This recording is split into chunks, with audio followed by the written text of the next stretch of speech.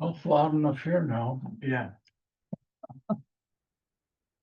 Okay, so we'll go ahead and call the meeting to order. Might be a couple people join us, but if they do come online, I need everybody to speak up if you would, please. We were told that it's hard to hear some of us, so we'll make sure that everybody can hear. And we'll do pledge of allegiance.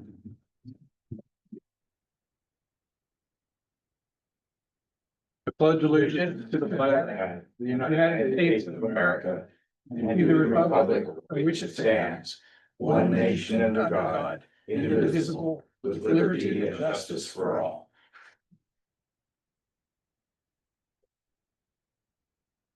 Thank you. Okay, do roll call. Monty Miles, board member. Tom Rolfe, Commission. Jade Wells, Public Works. Christian Laird, Wilson Park County, Noxious Weed Supervisor. Stacy Burch, board member. Judith Van Vincent, Vice Chair. Robert Denna, board member at the pleasure of. Neil Snow, at large member. Jessica Bacon, Special Districts Coordinator. Alex Lopez, Public Works. Right.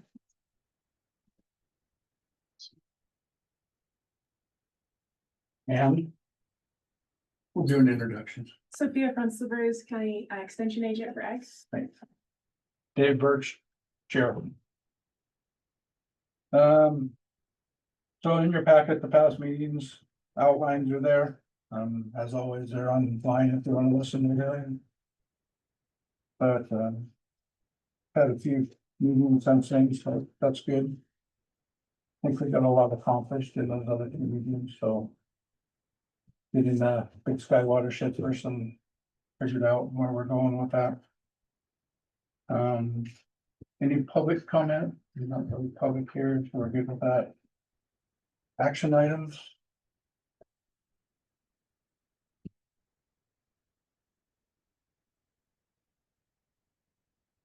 It's Alex, oh, we've got it on the list in a way about the Big Sky, so we're good. Okay, staff reports. Yeah, sort of a lot to go through, but I'll try to make it quick. Just sort of highlight the top parts. Our spray crew finished up on October 2nd. And within that, we were able to accomplish a lot of get all of our contracts taken care of and invoiced for the season. That includes Great Falls, MDT Great Falls, MDT Butte, which we do have a little over $900 to still expend in the springtime. I think here we got a couple with Forest Service. We did the Beaver Creek project agreement as well as the middleman route agreement. We were able to get all the reports and submitted for those. Fish, Wildlife and Parks, fishing accesses, MDT or FWP Montana Wild.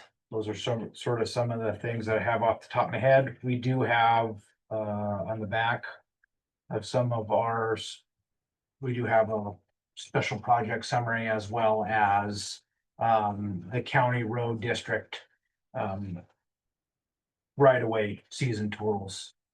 If you guys have any questions about that, let me know. We do have everything. We gave you guys just a breakdown. We do have one put together. I have one here for like all the individual districts and roads that we're taking care of. With that, we have closed, winterized all the spray equipment, all the rental equipment, shop shut down. Same with the greenhouse. We got the greenhouse ready for the winter. During the season, we did find some more rush skeleton weed on Spokane Ranch Road. We've been working with the 3 landowners out there, Dave Jensen, Matthew Deal, and then I can't remember the landowner off of one of the Wheat Ridge estates out there. They're right there on that corner. So we got together with all of them, found and mapped all of it, and we'll be working with them in the springtime and next season to help take care of that. So, and we took care of what we had in the county right away. Is it on their property? I mean, is there? There is some on, the Dave Jensen's property, 5400 Spokane Ranch Road. We were actually out there yesterday and mapped that. It's about 0.4 acres, sort of just walking around the whole thing, and, Alex and I sort of estimated a little over 200 plants. But it's all in one area, so we walked a lot of, quite a bit of ground around the whole surrounding area. There wasn't that much on the other side of the road directly across from it on the south side of the road from that property. It was all sort of southeast in our right of way. I don't know where it came from. It looked like there might have been some work in the ditch at some point in time or whatever. So it looked like they had been there for a couple of years. We saw while we were out there clipping and spraying and stuff, we found some plants that were from last year. So So, we'll keep an eye on so that it. stuff came out of the ditch then onto their property? you think? I have no idea. It was just all sort of scattered out in that corner, like where that guy's, or that landowner's property driveway comes out. It was sort of like all in that, just around that corner, but we never found anything on the other side of his driveway. So it was interesting. So, but working with them, we'll have a weed management plan together for Mr. Jensen and work with that. He wasn't too worried about anything and already wanting to schedule and work with us on getting a commercial applicator out there to manage that for him. Good. So, yeah. And then Mr. Deal said he was gonna go out there and spray pretty much a good 100 feet off of the edge of the road or from the right way into there to try to get rid of all that stuff in there. And then we really didn't find any on the just the regular housing property that's right there. It was mostly just on the borrowed gift side, and we're just working, never made it to the top, and it never made it up to the corner of one of the inlet roads that goes into Wheatland, one of the Wheatland Ridge subdivisions there. So, yeah, everybody was very nice to work with, willing to let us come out there and do what we need to do to map and such. So, it's been a pretty good collaboration amongst everybody. Is this something we should document and use it as a success story in a couple of years? Yeah, we could, we already got everything and add maps and all that fun stuff. But yeah, so we'll definitely keep it going and see how it turns up. In our experience of me and Alex trying to mitigate this one, it seems like you get really good results the first year. And then the subsequent year, all of a sudden you look like you get a little bit more, and then talking to like the Rush Skeleton Weed Task Force, that seems to be the thing, is like continually monitoring it through the years. You might not have anything for 2 years and then all of a sudden, boom, bam, it's back again already. So, yeah, we'll continue to work with them. Go out there and try to help clip and bag whatever we can, whatever gets missed by spraying. It's a very late season plant, likes to flower out in like late September. Or late August, early September, excuse me. So yeah, we'll just continue to work with them, and they're all have given us the go ahead to just go out there and look when we need, but we have all their contact information to let know when we're gonna go out and do that. So that's that on Rush Skeleton. So you were working with Josh on that? I did talk to Josh and stuff, but there's not a whole lot that MBT or NDA can really do with that. We were gonna, after we got all of our information, I gotta still reach out to Josh on that, but it all seems to be within a relatively manageable spot where I think it's gonna be more work to get the dollars that it would cost. We already are working with Dave to just participate in the cost share program. That's easier, and he'll get about the same amount of money from us in the cost share program than it would be to put in a grant and do all that fun stuff. So, And the guys are telling me that this is, pretty difficult to kill these with a herbicide, I mean, because of the structure of the plant. Yeah. yeah, it can be very difficult, and Alex and I are gonna get into it a little bit more on, when's a good time to spray in the springtime. You know, cause you do wanna try to get it when it is rosette, when it does have rosettes, cause it doesn't have the basal leaves. Or when it's in the rosette stage again, sorry. That's a good time to do that, because once it sort of bolts, the rosette leaf they just disappear. Right. And it's hence the word skeleton weed, it's literally just stems Yeah, at that point in time. So we'll work together. Alex and I are gonna do a little bit more research on that, and just see when would be a good timing. Also to continue to work with them and try to go out there and see if we can spot it and find it. Like I was telling the landowner yesterday, it's very difficult to ID it when it is in the rosette stage, because it is identical to dandelions. It looks exactly the same, you know, and you can have small little dandelions and you can have big old rosettes of dandelions. So it's very hard to depict until it bolts and it has little hairs on it. Because dandelions do not have, when they bolt, they do not have hairs on the stems. So, yeah, but that's, you have to really pay attention to what you're doing. Yes, sir. Just out of curiosity, who first noted the population? Was it the landowner? Yes. Oh. good on you. Yeah. Yeah, it was just one of those days we were short staffed, and Alex had a little bit more free time that day than I did, and was out there with a seasonal sprayer, just going over a road.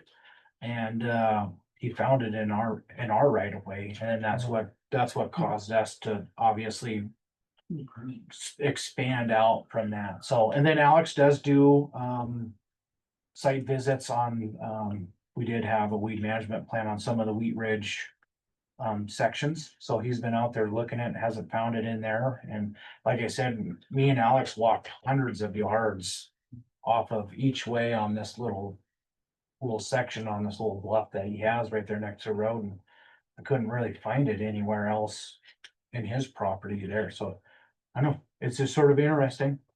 It doesn't really matter how it got there. We just got to make sure that we help them try to get rid of it. It would be nice to know how to get there just for historic reasons. Yeah, I know, but I asked him, you know, and he hasn't had cows in there for a couple of years. And then I feel like if there was cows in there, if the cows brought in, it would be everywhere.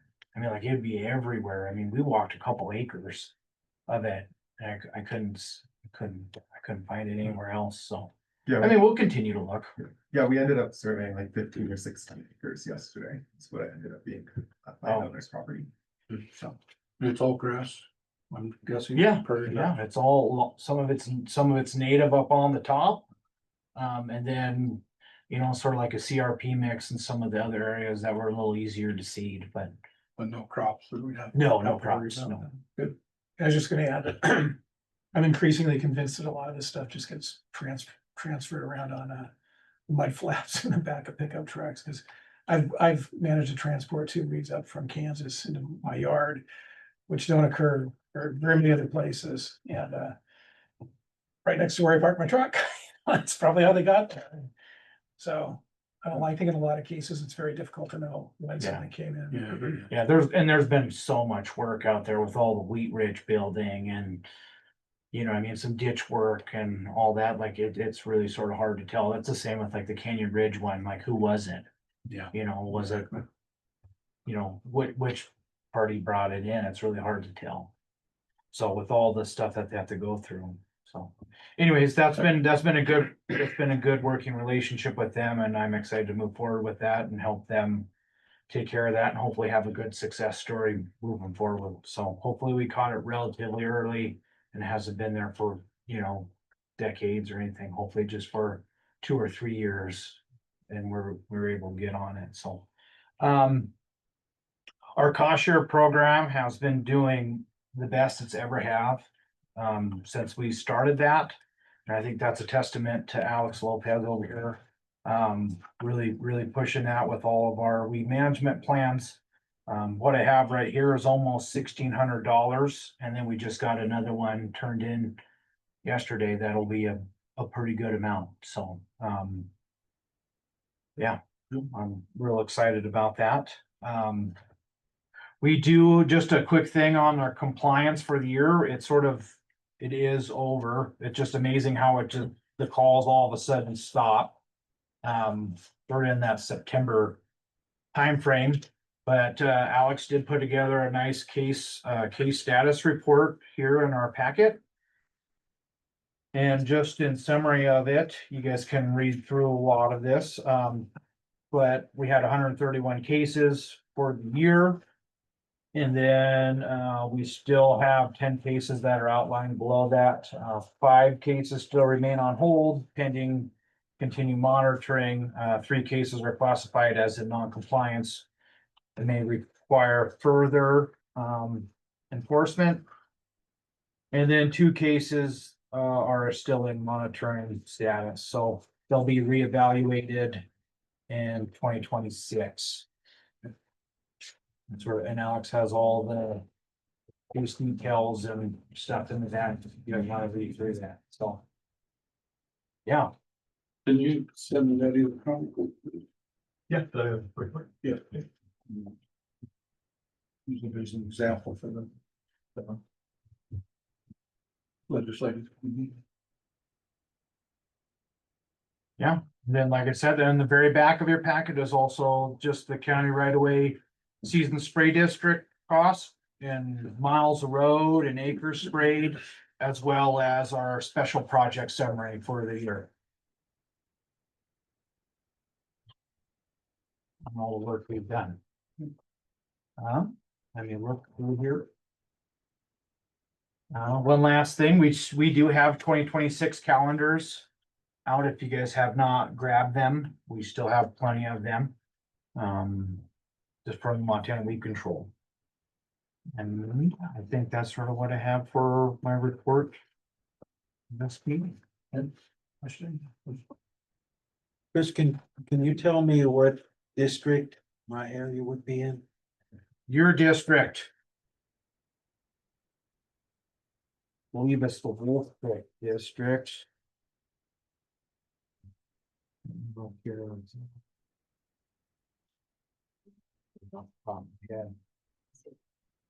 Yeah, I was wondering too. I think if it's Wolf Creek, it's had. Okay.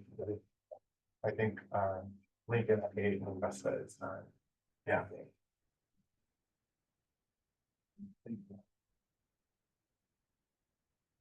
Yeah, Little Wolf Creek, Oxbow,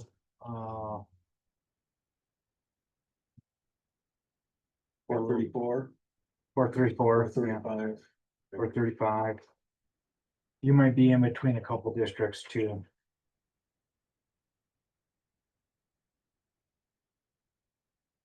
It's like south of the Augusta district.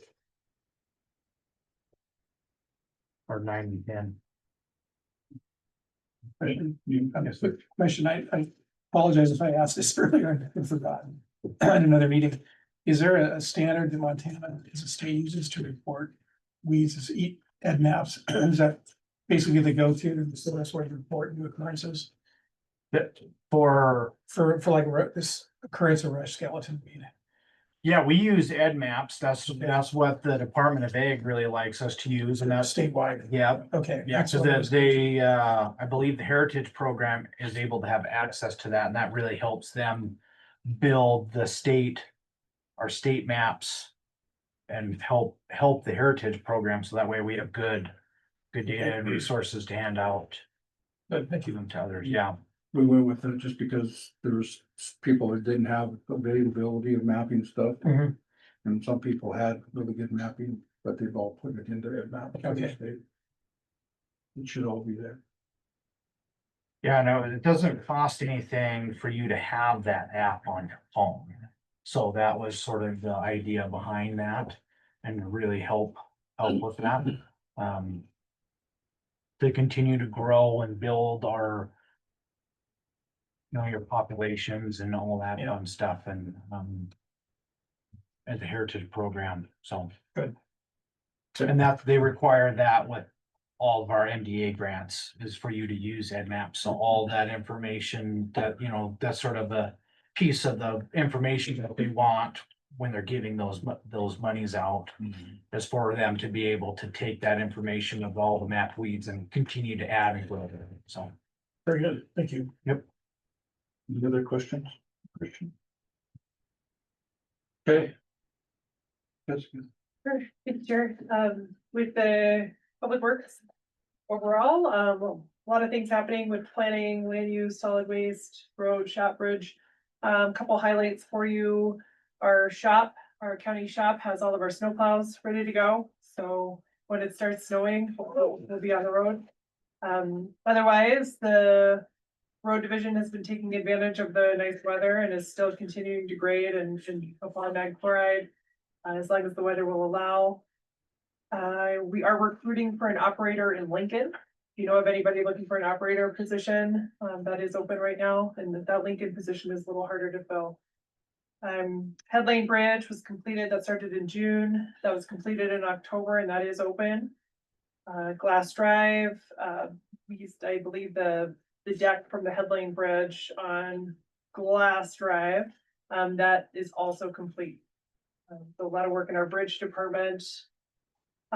With buildings, one highlight, they are preparing for Operation Greenlight for Veterans Day next week. So you'll see those green lights on. Let's see, otherwise, overall, working on CIP, our capital improvement plan budgeting, that's all done for public works, by December usually. So that is underway. As far as special districts specifically, we were able to hire a new rural improvement district coordinator. That position will start next week, so we'll be fully staffed finally. That's been almost a year, so we're pretty thankful for that. Again, preparing for snow, we have about 20 contractors that will be plowing snow in our rural improvement districts, which is a great number. And then budgeting, this is when we also start that budgeting process, so busy with that as well. Thank you. Any questions? How many workers at Wolf Creek? Is there 2 or 1? Rob, I think there is one, I think that's Sean, is up there in Wolf Creek. Weren't they trying to get 2? I think, if they do, they try to split that with Augusta so that they are able to have some additional coverage. But I believe that stands at 1 position, 2 in Lincoln, and then trying to get 2 in Augusta as well. Okay, thank you. Commissioner? Well, I'm sure everybody has just gotten their favorite notice from the county in the last couple of days. Yeah. The legislature made some pretty substantial changes. It's to the advantage of people that own and live in their own home, to the disadvantage of commercial property and VRBOs, short-term rentals and that sort of thing. I noticed on mine, I live in the city, but my actual tax went down 14%. And that's gonna vary a little bit by where you're at and whatnot, but that a little bit of relief for this year, and we'll see what happens next year. There'll be some of them, the people that have longer term rentals that are those will be kind of separated out to get the lower tax rate. People that have second homes or vacation property they don't live in, they're gonna get hit pretty hard. And I think some of the commercial property is gonna get hit to pick up the slack. Yeah. But it's interesting, you know, you hear about what's gonna happen until you actually see the bill. It's kind of hard to put some numbers to it. But anybody's got any questions on them? I'm kind of a numbers nerd, and I'd be happy over what's going on in your individual, on some of the tax bills and whatnot. Yeah, I was kind of surprised I got mine yesterday and it was down, Mhm. so I was happy about that. Okay. But there's supposed to be another property tax thing happening December 1st. You can apply for it. And that's where they separate the ones out that are, for instance, if you have a long-term rental property for residential, those long-term rental properties would get the same sort of treatment that a owner occupied home has. Yeah, it was kind of weird because like I actually called because I couldn't get it online and they said it doesn't start until December 1st, but even if you got the last rebate, you still need to go in and apply again, even for the homeowners. So that's coming up pretty soon, maybe next month, but I got a thing in the mail, so you guys should all get one if you. Yeah, if you live if you own the home that you live in, you probably are okay. Yeah. It's short-term rentals that you have for investment property that you have to, is gonna be the part that you have to get taken care of for this next year. Okay, well, thank you. Any questions? Who joined us, do you know? I do not. That would be me. That was me, Pete, joining in. I've had to find some service out here in the boonies. Okay, Pete, thanks. Do you have anything to report on?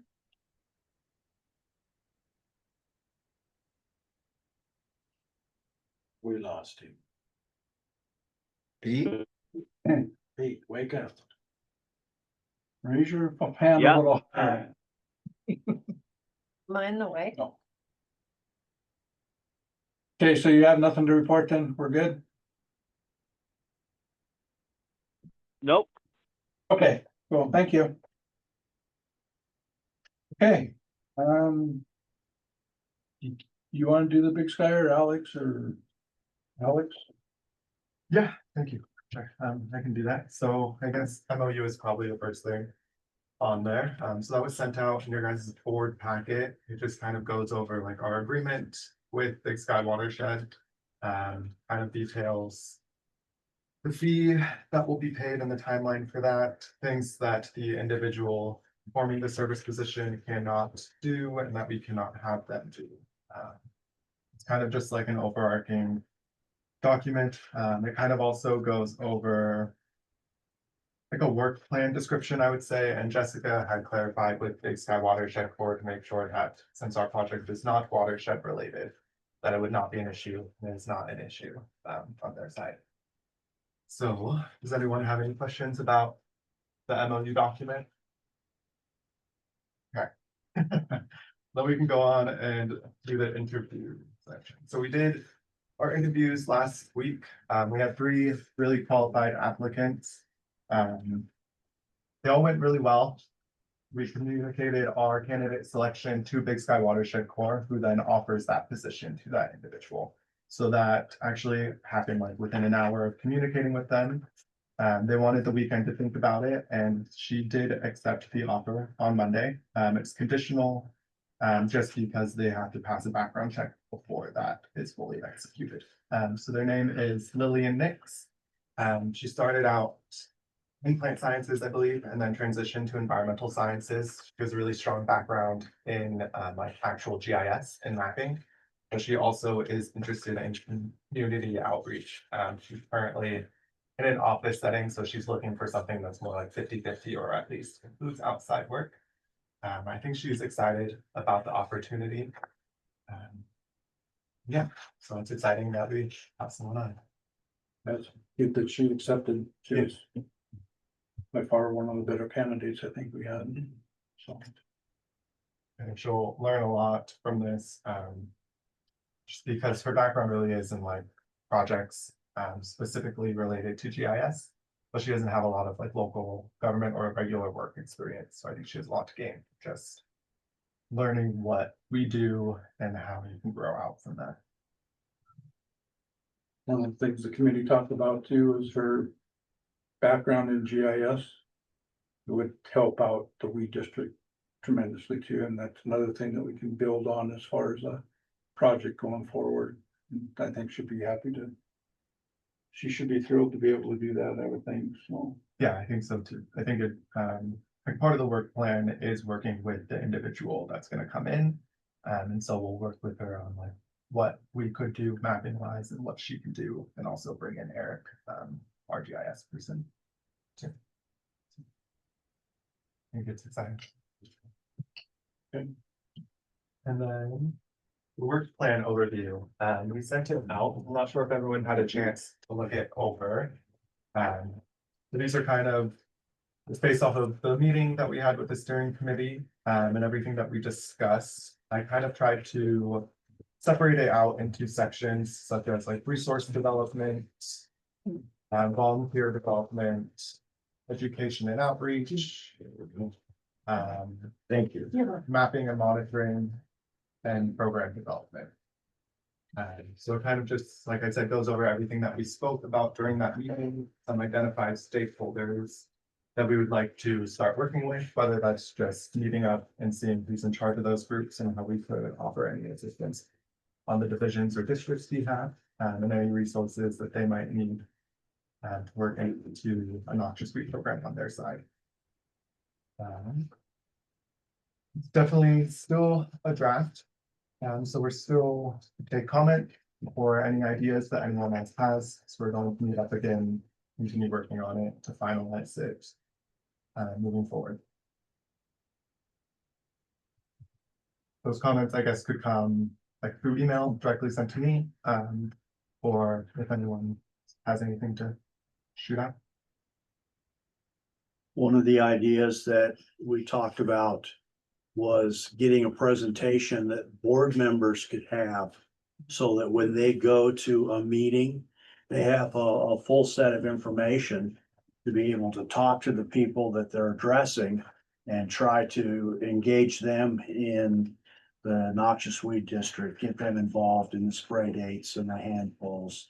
And this would be a presentation that would be adaptable, so that if you are targeting a group of growers, you'd have a set of slides that you could use for growers versus a presentation that would be to homeowners or master gardener groups. But we'd have slides already prepared that we could assemble a presentation and have all the information we want to give to that group. So this would be a big chunk of work for the intern, trying to get enough of that stuff put together in a format that we could actually use it. So with that in mind, we really want your input.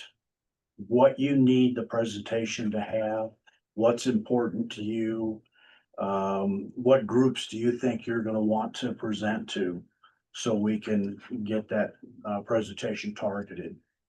So we don't have to make a decision today, but by next weekend. Yeah, but as soon as, take some time, think about it. Maybe at one of the future board meetings or one of the events, we can sit down, or you can just give your information to Alex. And then we'll just kind of pull together what we need to do off of that.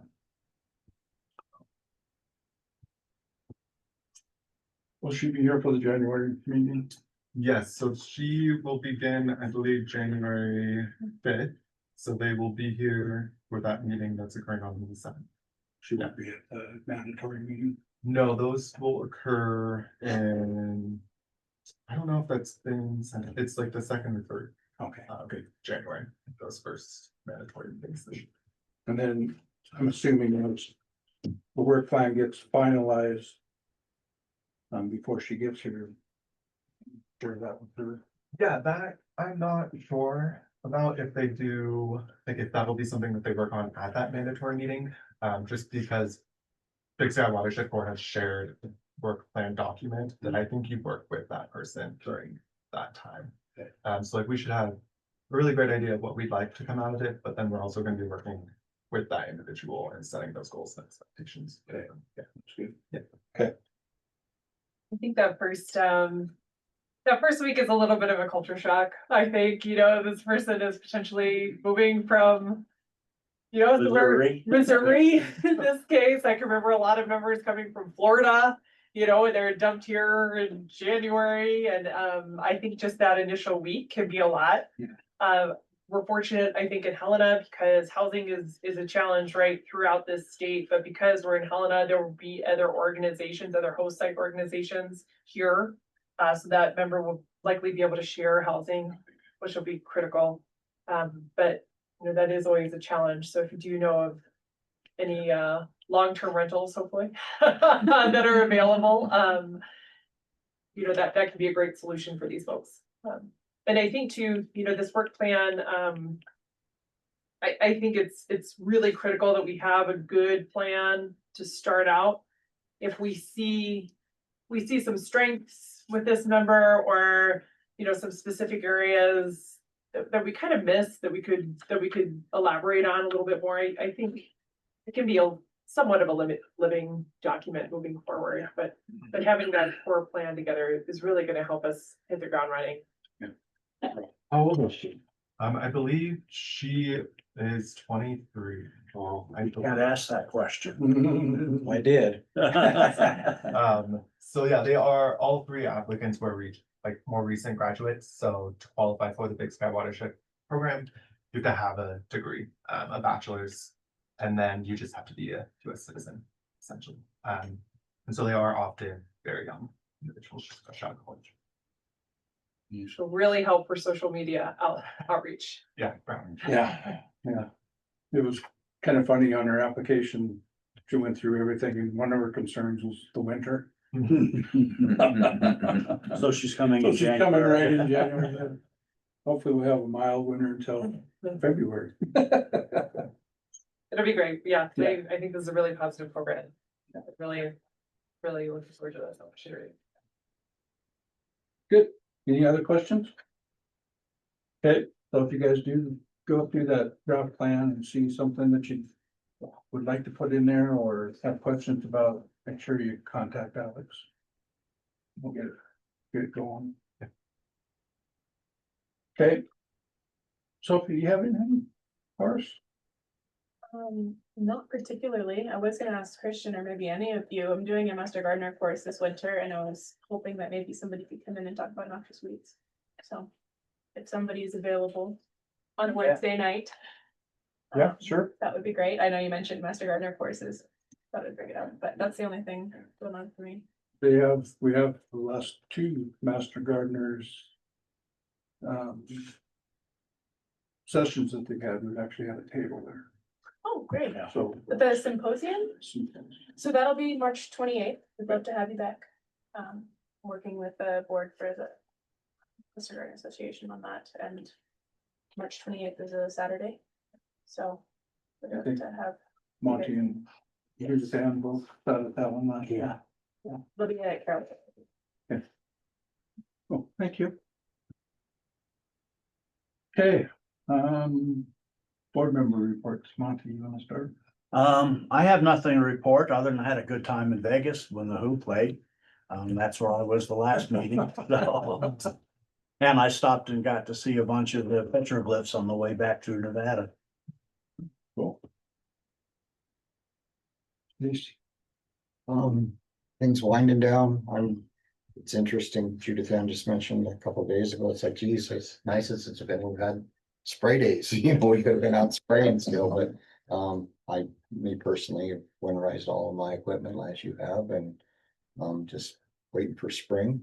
I did find it interesting. I was over in Butte at a continuing ed course conference and saw the skeleton rush. That's where I met those folks and saw your truck out there where you guys were working spraying. They had it on a slideshow, but the rush skeleton is definitely something to be keeping an eye out, but it's extremely difficult to see. You know, I mean, I learned a lot in there. Going, geez, I don't know whether I've ever. I'm probably not seen it, but definitely would be keeping my eyes open for it. I have noticed just in this fall, the growth activity has been such that, you know, hound's tongue, melon stuff is just really, really popping right now. Even seeing a lot of fall regrowth of knapweed in the elkhorns when I was up there a couple days ago. Real small, but still, it's like, man. And that takes me back to BLM and their,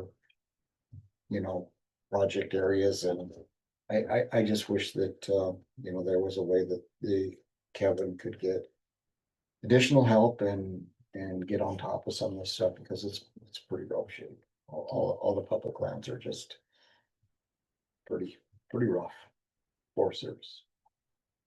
Anyway, other than that, that's. Then, Well, I'm a little behind the 8 ball because I have been gone I was gone for almost 3 weeks, and I lost my Mojo. Mojo. Right, I'm all screwed up because I was in the city of Los Angeles, and I'll tell you what, it was awful. I hate it. I hate it. It just traffic, people, ugh. And I used to live there, but I hate it. Anyway, so now my big question is back to I think, how are we gonna get more boots on the ground? We've got, once we get all this pulled together, how do we get people motivated to get out there and get on the ground? I think we need that as bad as we need this. And there's a whole, we've got, I won't say lots of this, but we need to get people in the outer districts of Lewis and Clark County. Well, I mean, we could go to TJ Maxx and start there too, but because that's terrible. That knapweed out there is god awful. I don't know who that belongs to, but they might need to be next on the list. But I think we need to do something to motivate people that are out in different areas. I mean, to get them to, and I don't know how we go about doing that. I mean, certainly the radio ads aren't doing it. That's not putting any boots on the ground per se. I just don't know what to do to get more people motivated. Does anybody have any thoughts? Just one, I mean, I know that we, look at the educational part is huge. Now my opinion personally is, when we're dealing with the schools and some of these younger kids, that's all great. The kids learning that, but I think by the time that they become property or homeowners have lost that, what they learned at grade school. So I would probably suggest, let's focus on current property owners. And I'm not talking subdivision so much, but Alex, the Juniper property, I went over and sprayed that was in non-compliance. Guy didn't have a clue what he even had out there. So, 10 or I don't remember how 20 acres, whatever he had, somehow we need to reach those individuals, because that's where a lot of our problem really lies. I mean, some of the ag guys, some of the ranchers, I mean, they're either doing it themselves or contracting it, but these small, 5, 10, 20 acre parcels that have got just a tremendous amount of noxious weeds on it. I mean, how do we, focus on those individuals? I mean, this is something that we need to kind of really target and look at. I get it, we're talking about master gardeners and stuff. I mean, master gardeners, they hire me to come spray their weeds, so I don't know whether that's the avenue to go. And again, and that's a property that's 20 acres. They're like, yeah, I don't know what I'm doing here with weeds. If this is something that we're in a expert on. Anyway, I don't have an answer of how we communicate that to these small property owners, but it's important, it's critical. It's really been the age-old question forever. Yeah. How to get those people involved. I mean, we've gone through Carla Hoops with the education awareness program. We've gone through Chantel Frank Martin, same thing. Now we've got another one at Department of Ag. And I'm hoping that the intern that we get will be able to work with her, with Megan. And come up with some better stuff to help us as a weed board or weed boards across the state, basically. And it's kind of disheartening because I went to the EQC meeting they had, and it was most of those, they started talking about weed districts, and the weed boards. And there's a lot of weed boards that don't meet. I mean, they don't even, and some counties don't have weed boards. So it's kind of a tough situation to try to get education done when you don't have that driving force behind it. And I think we're lucky in Lewis and Clark County because we have a lot of, I mean, we've got 9 members, and I think you're all wanting to do something more. And I'm hoping that through this intern, that she can produce some stuff for us that we can actually take and go out and use. And I think one of the things, like at the HBI show, that'll, you know, if we could come up with some kind of a incentive program for, 20 acres and under. I don't know what that would be or how it would look like, but if we could figure out something to do that, to get them involved in that, I think that would help out a bunch, because once they get something and they get it working on their property, they're gonna tell their neighbors the same thing. And that's how that all grows. We'll tell their neighbors, even identifying with it, that it's a noxious weed. Right. They have, there's a lot of people like, oh yeah, I've had this for years. Yeah, right. Um, And I don't know if it's the same, Alex, but I know when I was doing this stuff and sending out non-compliance letters, most of the people didn't have a clue of what I was talking about. Yeah. Until you go out and educate them, then they understand it. But getting them to that point of asking for help, other than saying you're gonna be non-compliance. Yeah. Is, I mean, it's a push, but that's how you get them involved. Because I bet 90% of the people don't have a clue what's going on. Yeah, no, they often have no idea what's going on their property. They see plants, they just think they're plants, like good or bad. They don't like know. Yeah, I mean, I've seen people driving down the highway with knapweed in the back of their windows, because out of state people thought it was pretty. I've seen spurs with the same thing. I just saw some last year, actually, this last year. Like, could have caught up to them, but they would have probably shot me.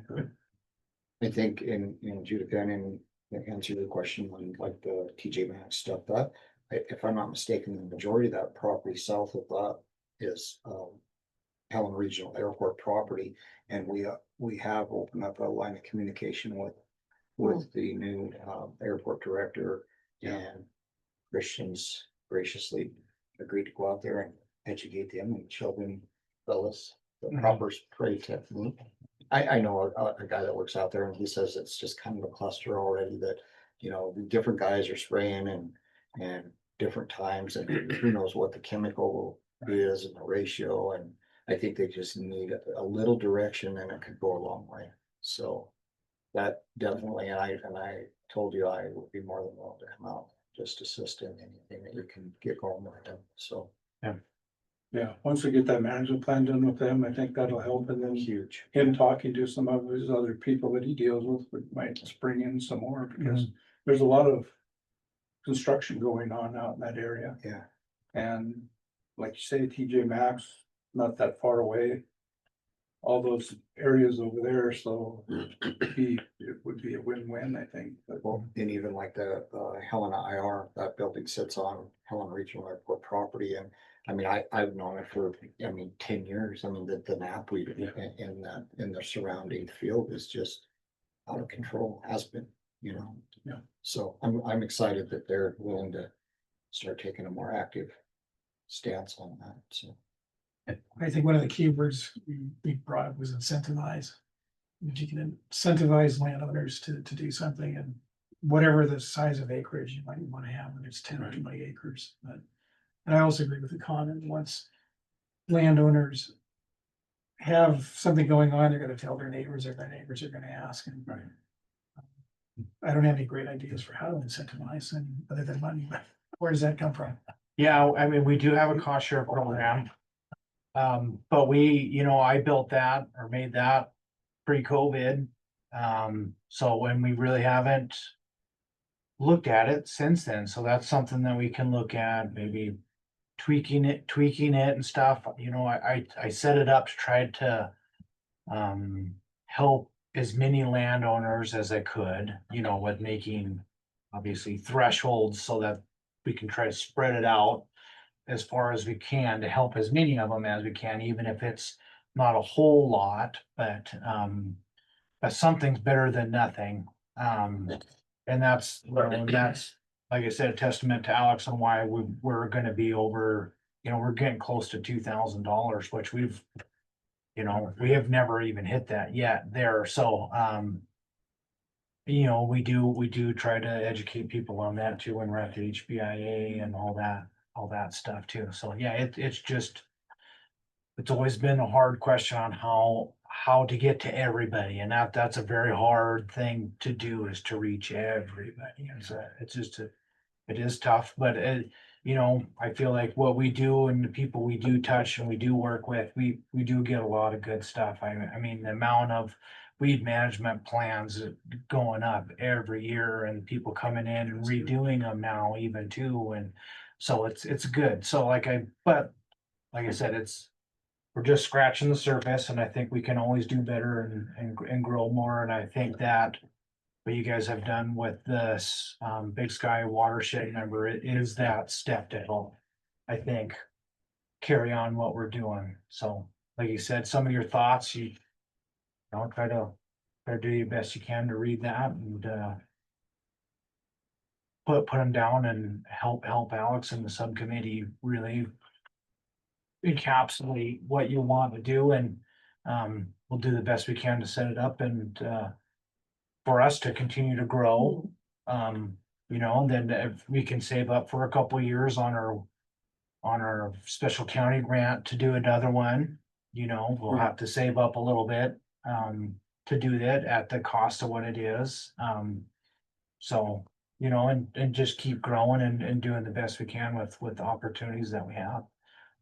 You even have MDA grants too that we can go for to help in those in-between years or whatever. So, but I think reaching them and trying, that's what I mean, we're gonna have to go deal to get to all the people. You're gonna have to go and try to work with all these little individual groups all the time. So you're gonna be, you know, spray season's gonna be a busy season.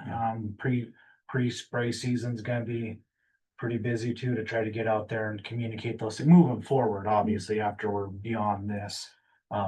Not this necessarily this coming up year, it would be the following year, just try to take our plan and go from there. So I think as a board, one of the things we have to do is identify individuals in some of the community groups, the trail walkers, the bike riders, you know, the ATV groups.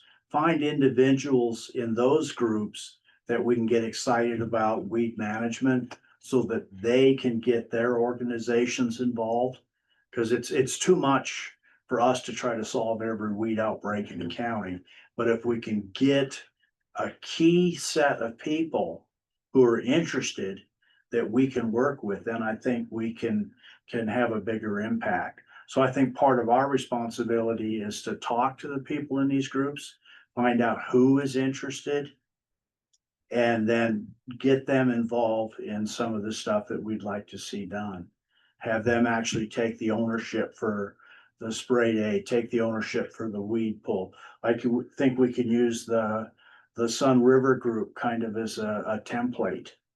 To my knowledge, they kind of operate their weed pulls more or less independently.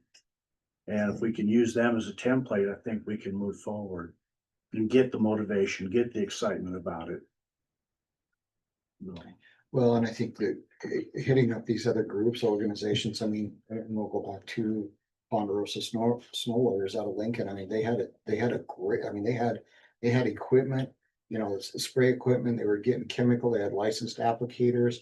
Bob Bushnell, until he passed away, was instrumental in the weed management of that area. And Mike and Jeanette Nordall were also heavily involved in it. That thing is, you know, they sold equipment, they're not doing any of that, but to rekindle maybe some of those groups. Cause people are out there, they're willing to help out, you know, it's kind of tough. I mean, we've experienced this with, BLM and their properties, you know, along, you know, even some of the 2-track roads or whatever, they're pretty restrictive on who is allowed to spray on it. And we had a lot of folks up there that, so we kind of focused on just the private properties. And I know that Kevin was pretty rigid. It's like unless they're a licensed applicator or working under, someone as an applicator, they didn't want them spraying them, which I completely understand. You don't need anybody spraying down in the creek and killing trees and whatever, but, again, that is the educational part. You know, maybe we need to get some people on board that are willing to donate some time and do this, on federal properties. Anyway. Could we put together an applicator class where they could get registered? So that we could target some of these people to be able to go to BLM, work with the BLM people? That is strictly Montana Department of Agriculture that does licensing. Yeah, but could we get a class We could if we had enough probably people?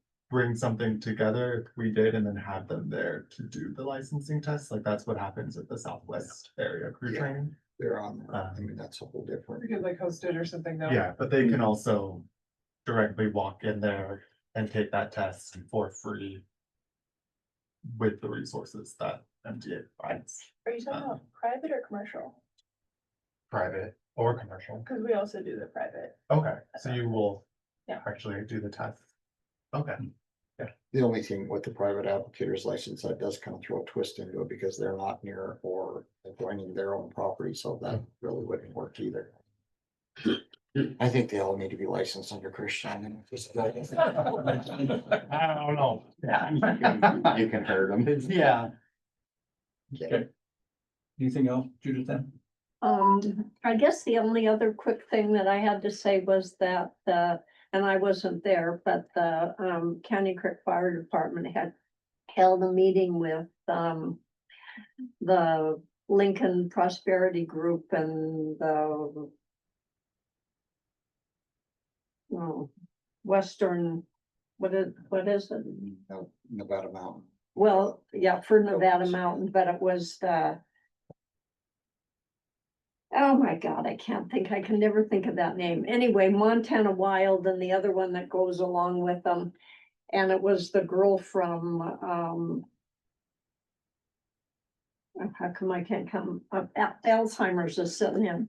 Anyway, evidently there was probably about 20 people at the meeting, give or take.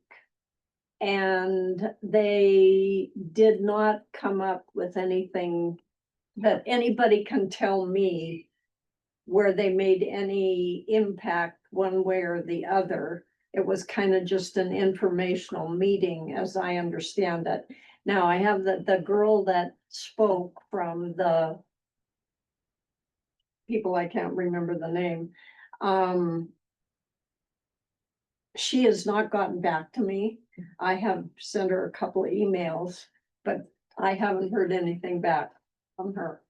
So hopefully next week I will be able to have some time where I can sit down and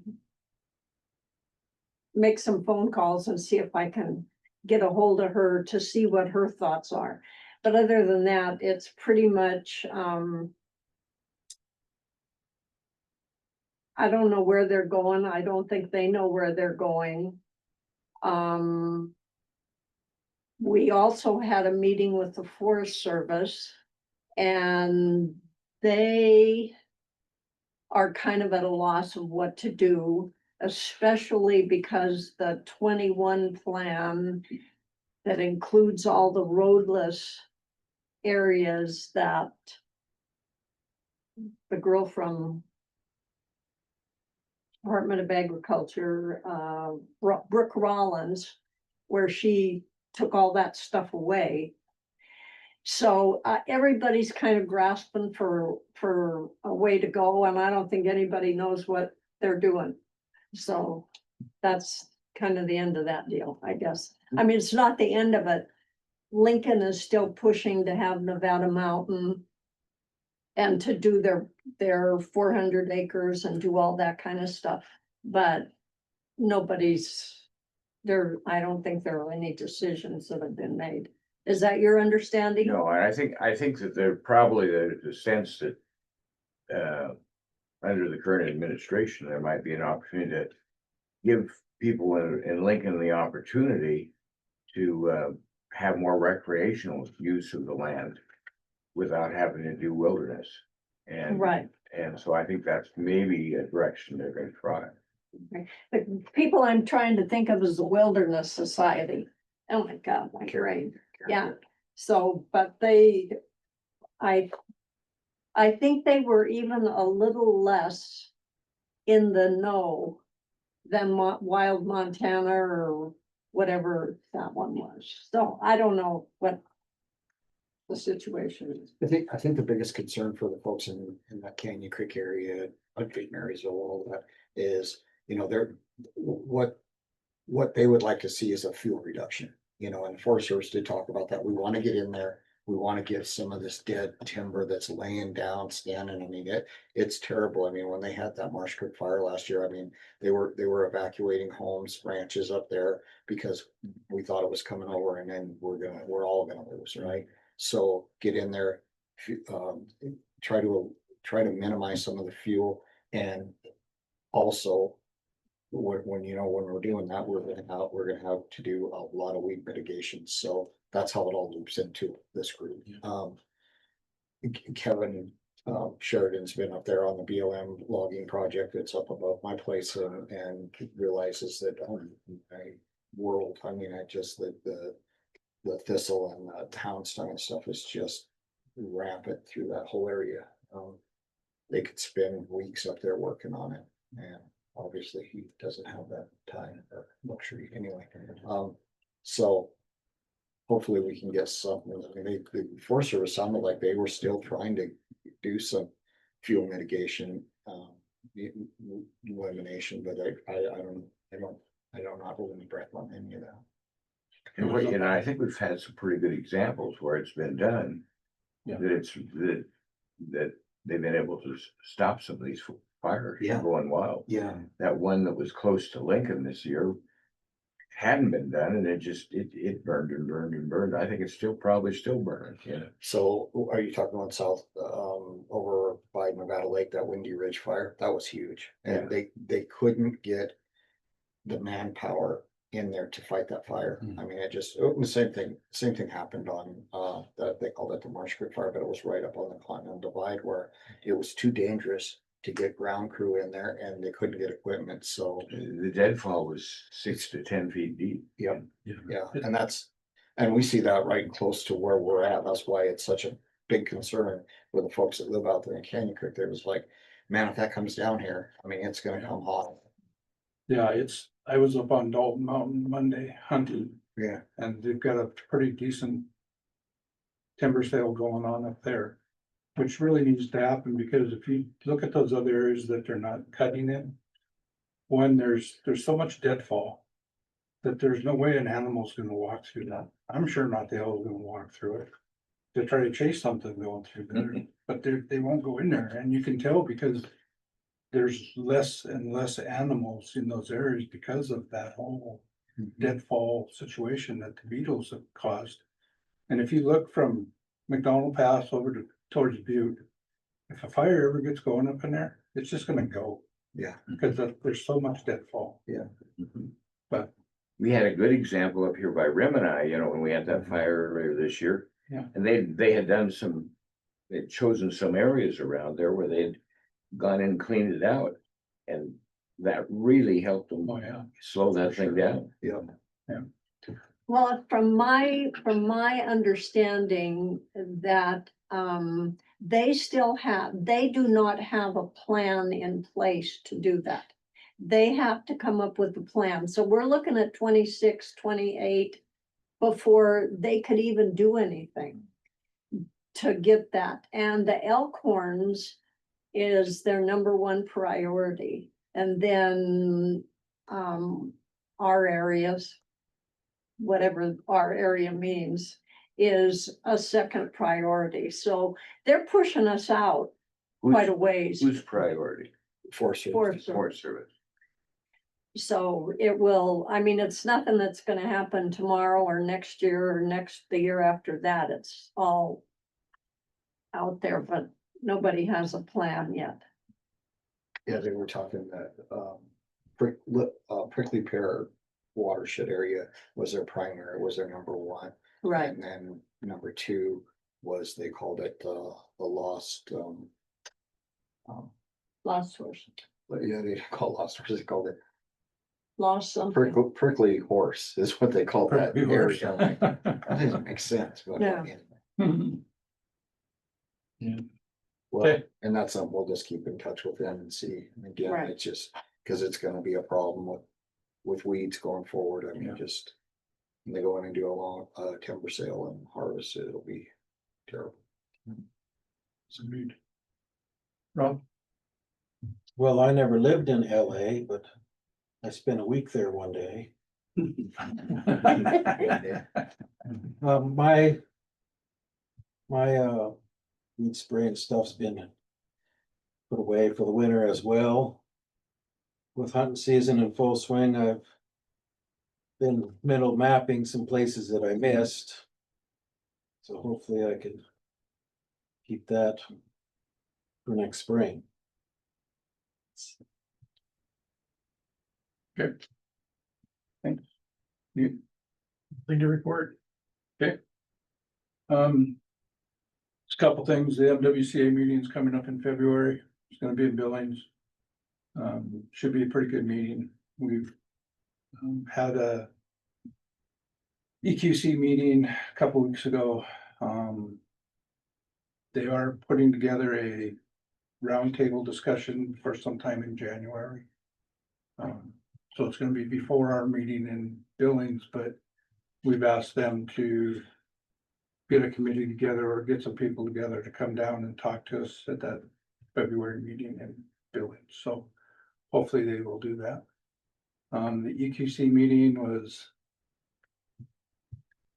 it was good, other than the fact that people sitting around the table don't have a clue.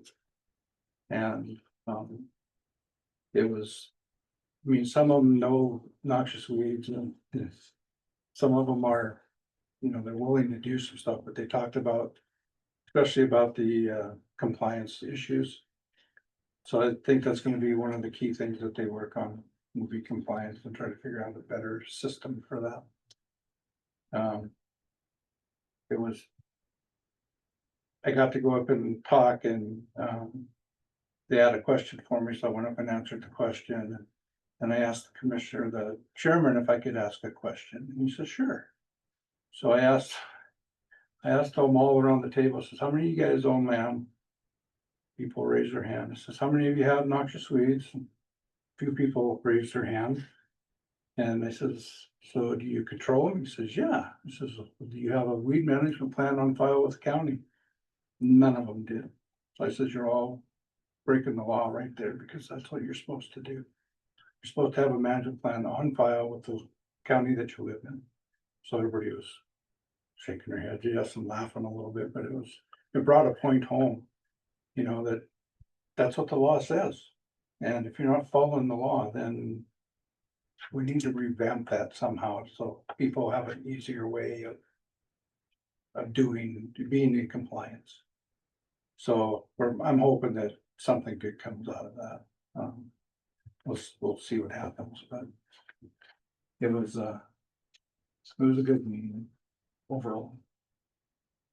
Yeah, so I would encourage you guys to come down to the MWCA meeting. Can't remember the dates, February 9th, something like that. It is something like that. I'd have to double check. When will there be an agenda for that? Probably within the next week or two. Okay. I think there's a draft agenda out there, but I know the committee's gonna meet again and finalize it. So should be soon. Okay,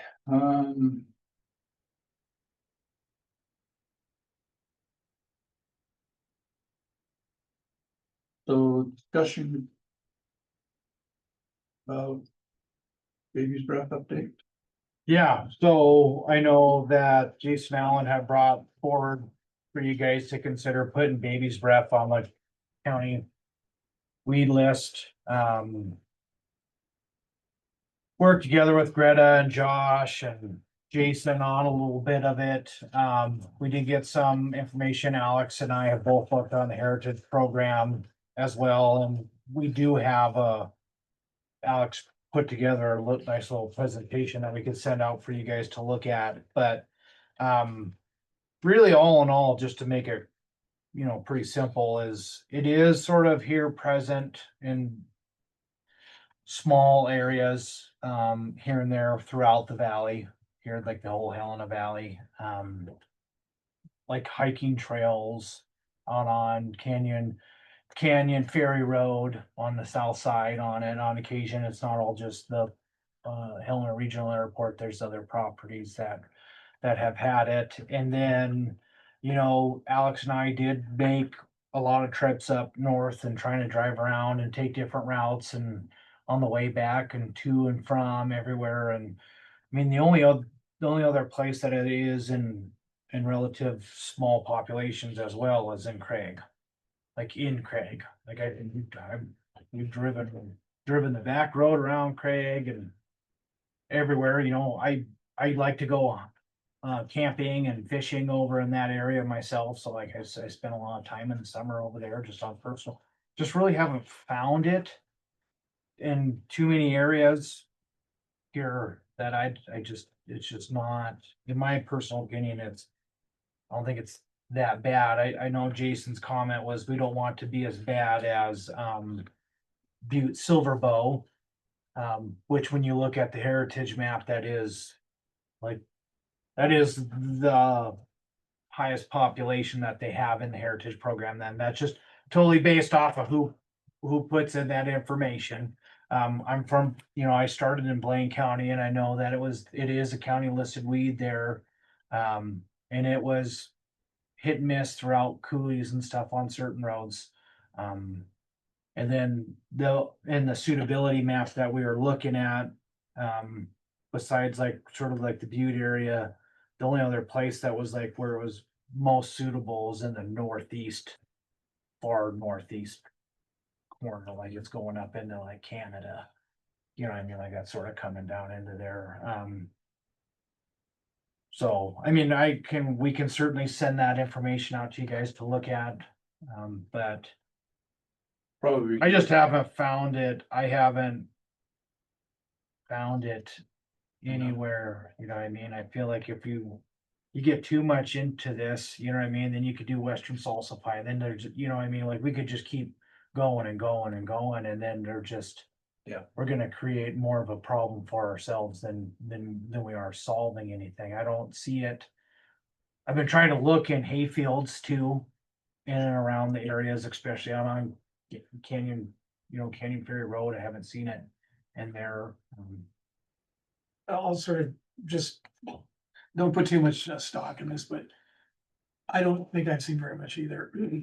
My wife and I have walked a lot of trails since we've been here, and I have seen it up in the foothills, but it's usually like one or two plants. And, that's not to diminish the problem they have down in Butte Silver Bow, but Yeah. My wife thinks I'm a nerd, and she's right, but that's what I'm looking at for all the time is really, to be honest, the non-native ones, the native ones. Yeah.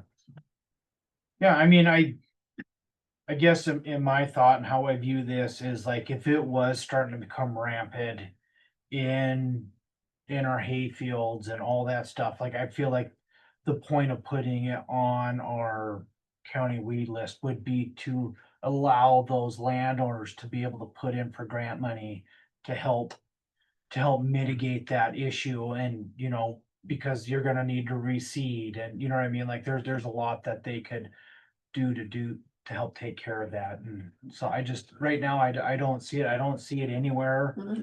Yeah. Is the plant aggressive, or is it gonna be outcompeted by natives? I mean, like You're I said, thinking about Butte, 30 or 40 years ago, that was all just a desert landscape. and there weren't many plants that survived, so it might be something that survives, you know, when there's not much competition. Yeah, I mean, I don't see any even on the interstate, you know, I'm always looking on the interstate when I'm going to and from Haver, going to see my sister-in-law and stuff, and I see a lot of other things. I just I don't see that. It's a pretty unmistakable plant when it Yeah. hits a certain time of the year, you know what I mean? It's, you know, it's sort of got a certain hue to it on the side of the road, so, There was some in Fallon County, but it came in on the CRP grass. yeah. There's But- a lot there. I did an internship at Extension Office in Valley County, 4 years back, and they were doing a bunch of research and mitigation on it, because it was just covering fields everywhere when you go down the highway. And here I haven't seen much at all either, but there it ran pretty rampant out, competed with a lot of natives, but they have less moisture. I think a lot of Butte's problem was that it was inside the city limits and nobody did anything there and it just exploded. Yeah. Well, anything that would grow in Butte, good luck to it. I wasn't gonna say that, but yeah.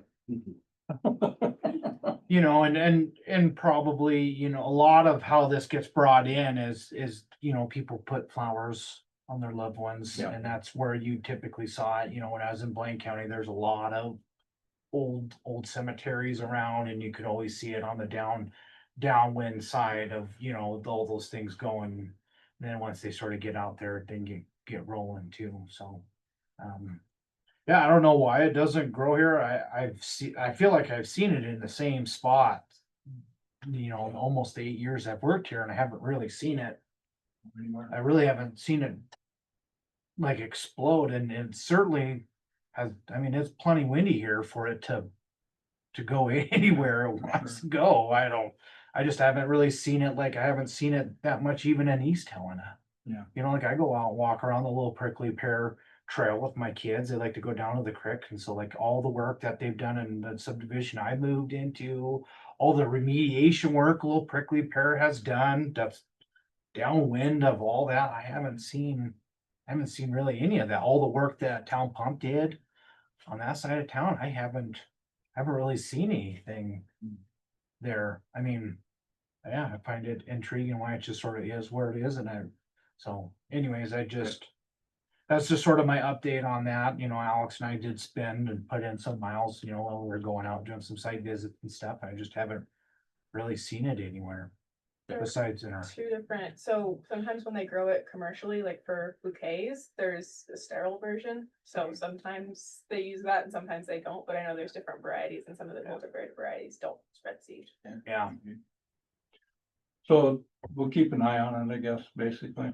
yeah, and I had nothing more to update further. Maybe next season we Yeah. can. If you got that PowerPoint put together presentation, I'll I'll just, send we'll it out just to the send board. it out. And Okay.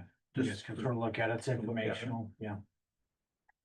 So the MDT WCA, Yep, so these are just project notifications. They were in your packet for review. Let me look, it's been a little minute since I looked at these. This is for the Sebin interchange on I-15. It goes over what they're doing, their seeding. You know, they send this to me to give to you guys, the MDT does, for review. If you guys have any questions or concerns, I usually send it back to them. If they don't hear from us, they just continue on. And tell you the truth, I work with Sarah Wood, the one that comes up with all these stuff. That's where I got all my seed. Where I got my seed sheet from that I used for our projects too. So she's been very, very helpful and to work with. So, and then the second one is Elk Creek Hogan Bridge, which is way up in Lincoln. If I believe correctly, if you look at that old map, sort of where it comes down, you can see where Augusta is right there, and then it goes completely to the east and west, right there at the border of our county. It's on that highway right there, sort of how it comes down, how we have the little horn, then it gets flat, and then it comes straight down. I believe it's that highway right there, so. They are, yeah, and they're working with the county on certain things on deep floors and stuff as they fix that culvert in that, highway. Good. I didn't have any issues with it. You really have any No comments. concerns about it? Okay.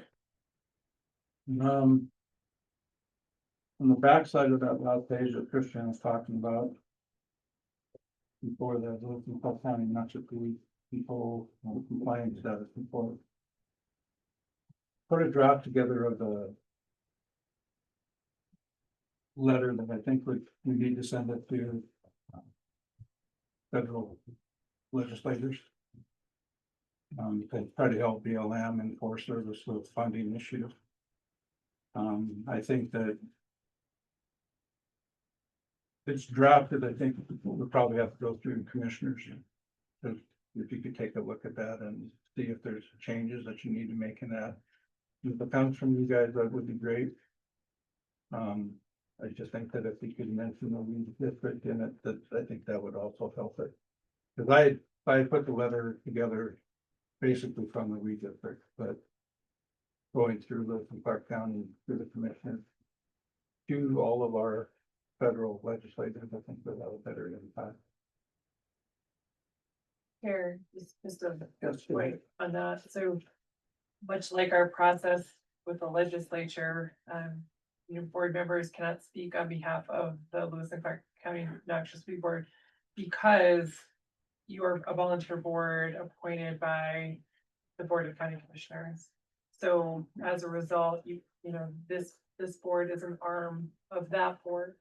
So any kind of letter like this or any kind of statement to the legislature must be approved by our Board of County Commissioners and then come from them. Right. So that is the process that we're required to follow. And that's the reason for it.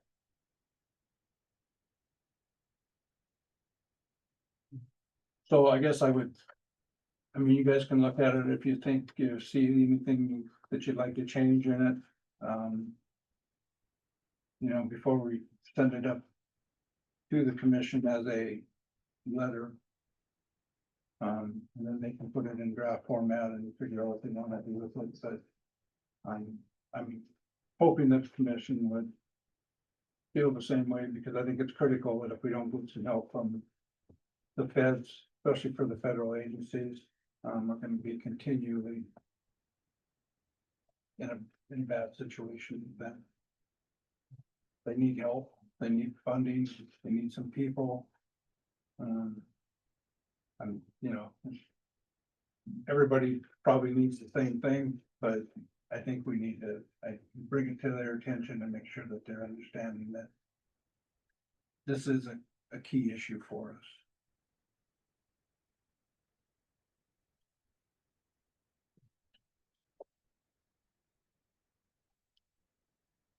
I have a feeling this is gonna be over before too long, but it would sure be nice. Yeah, I do too, except they're talking about January being another deadline. If they could. Yeah, but we won't get involved. It's not a good subject. We're so blessed here, we've got 3 commissioners and we're different people. We sit down and just kind of talk things through and Right. hash it out.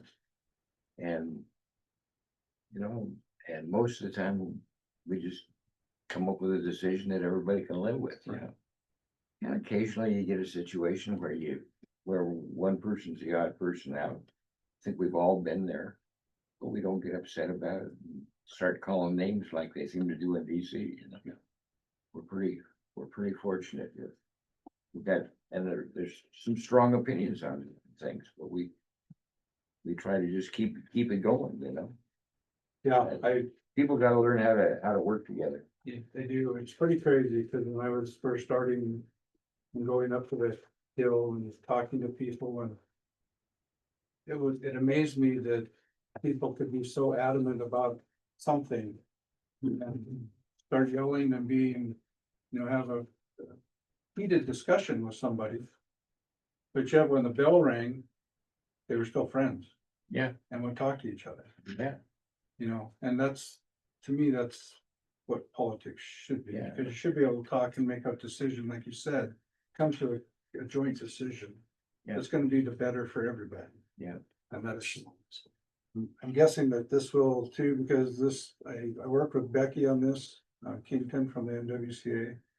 And they've sent a letter, and I think if we can send a letter, I think other counties will probably follow suit and send some letters in, but Well, there's a lot of different issues to be brought up on it, it isn't just weeds, it's a lot of different things, so I'm sure that the commission will look at it from a general perspective. Sure.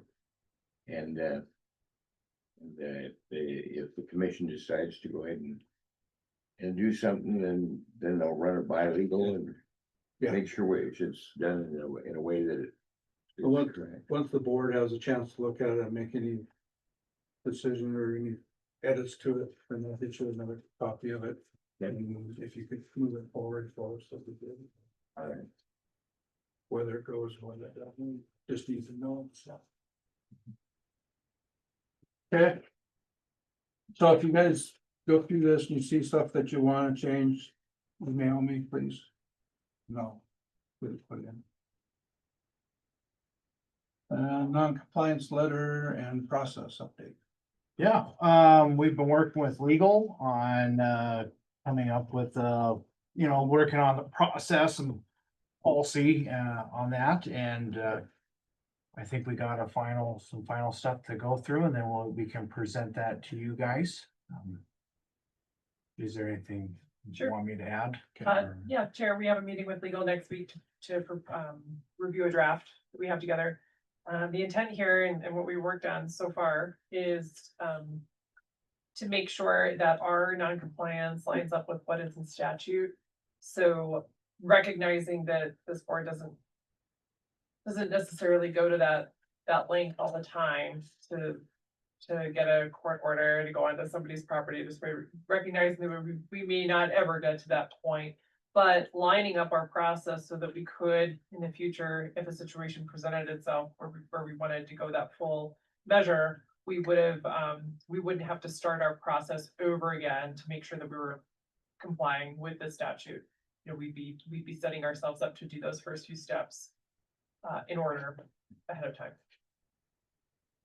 That'll be great, because I think, we talked about at the QC meeting, maybe trying to get a couple of county attorneys to come in and sit and listen, and if this process has been drafted, maybe I can do that as a template for them too, so.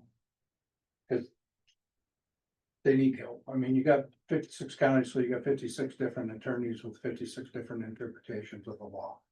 That's what it comes down to. You're right. And it's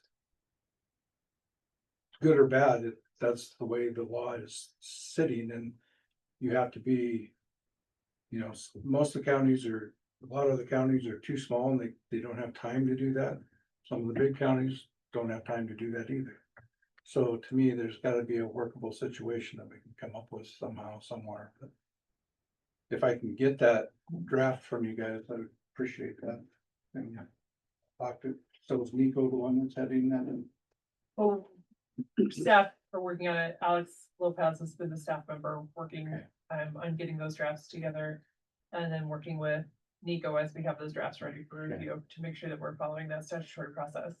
Yeah, I might talk to Nico just to see if he'd be interested in sitting in on that roundtable discussion. So, yeah. Okay. Sounds good. Okay. Next meeting, September 3rd. 1 o'clock here.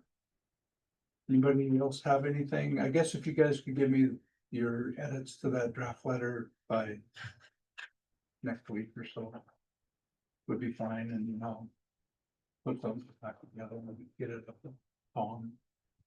And go that right then. Okay. Okay, 1 o'clock here, right?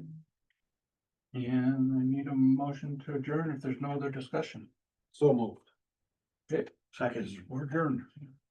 Okay, thanks. One item, that was just by